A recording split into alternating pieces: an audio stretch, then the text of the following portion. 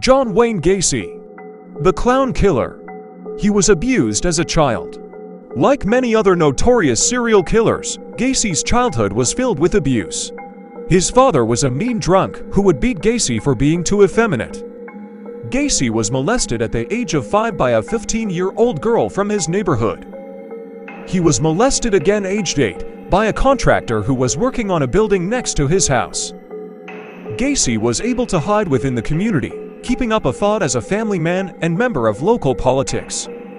More chilling is the fact he also frequently donned clown makeup and costume.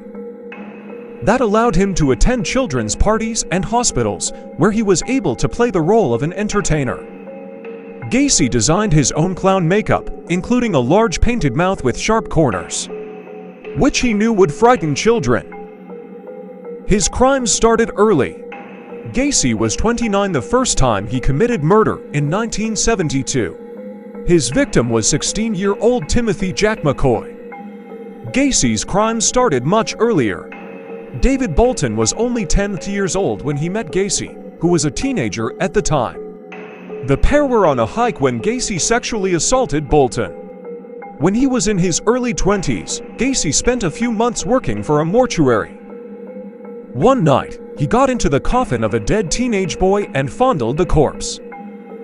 All of Gacy's known victims were young males, under the age of 30, but some were still children, the youngest of whom were only 14 years old. Gacy used different manipulative tricks to ensnare his victims, even posing as a police officer. In the 1970s, the worst of his manipulations came via a magic trick that led to his victims handcuffing themselves. Gacy would handcuff his wrists together, and then somehow manage to escape them. He'd then give the cuffs to his victims to try. The secret of the trick was that he was holding the key and was able to unlock the cuffs without his victims noticing, which he revealed as soon as their hands were cuffed.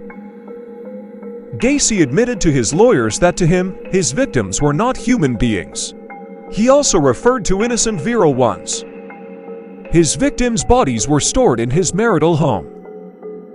Gacy stashed many of the bodies of his victims in the crawl space under his house.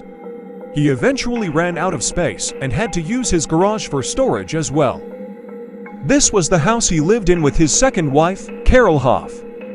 At one point, Hoff noticed a strange smell coming from the crawl space, as well as clouds of flies. Gacy blamed a broken sewer pipe. Hoff wasn't the only one to notice it, either. Gacy would hold parties and barbecues for the community. Neighbors would comment on the strange odors that came from inside.